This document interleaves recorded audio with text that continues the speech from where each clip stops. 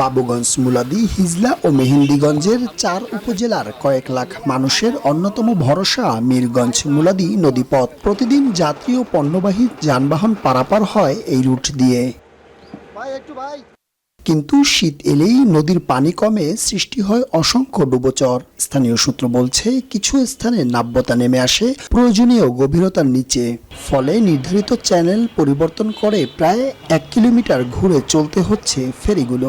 এখন পানি কইমা যায় এবং চরগুলা জায়গা যায়, তো চরের জায়গার কারণে হয়েছে কি ফেরি ঘুরে যাইতে হয়। চর পড়ে গেছে আমাদের প্রায় 3-4 কিলোমিটার ঘুরে গেলে প্রায় 1 ঘন্টা 20-30 মিনিটের মতো সময় লাগতেছে।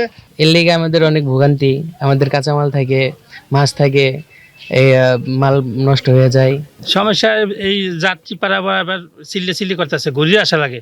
বর্ষাকাল ঘুরিয়ে লাগে না, শুকনার সিজনে ঘুরিয়ে আসা লাগে। ঘুরপথে চলাচলে বাড়ছে জ্বালানি ব্যয়, কমছে ট্রিপ সংখ্যা। জোয়ারের জন্য অপেক্ষা করায় সময় মতো গন্তব্যে পৌঁছাতে পারছে না যাত্রী ও পরিবহন চালকরা। পচনশীল কৃষিপণ্য পরিবহনেও তৈরি হচ্ছে ঝুঁকি। আমার ফেরিটা আগের থেকে মিনিমাম 1 থেকে 1.5 কিলো পথ ঘুরে যাইতে হয়, সেক্ষেত্রে আমার ফুয়েল কস্ট ডাবল হয়ে গেছে। তো আমার যে খরচ, আসলে এটা আমি এই গাড়ির ভাড়া দিয়ে মেকআপ করতে পারতেছি না। ইজারাদার প্রতিষ্ঠানের দাবি, অতিরিক্ত ব্যয় রাজস্ব আদায়েও প্রভাব পড়ছে।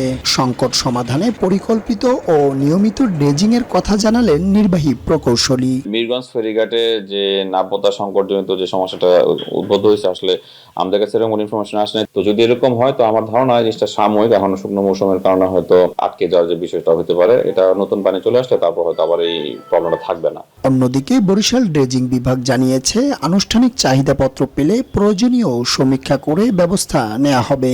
আর মিরগঞ্জ ফেরিঘাটের নাব্যতা সংকট সম্পর্কে আমরা কোনো চাহিদাপত্র পাইনি। আমরা হাইড্রোগ্রাফি বিভাগে অবহিত করে হাইড্রোগ্রাফি জরিপ করে আমাদের ঊর্ধ্বতন কর্মকর্তারা প্রয়োজনীয় ব্যবস্থা গ্রহণ করবে। দখল, দূষণ আর নাব্যতা সংকটে মিরগঞ্জ ফেরিঘাট, এতে বাড়ছে ভোগান্তি, পুড়ছে অতিরিক্ত জ্বালানি আর হুমকির মুখে পড়ছে এই রুট। তাই সংশ্লিষ্টরা পরিকল্পিত ড্রেজিং ব্যবস্থার মাধ্যমে এ পথকে রাখবে সচল, এমনটাই প্রত্যাশা এ অঞ্চলের প্রতিটি মানুষের। পারভেজ রাসেল, মাই টিভি, বরিশাল।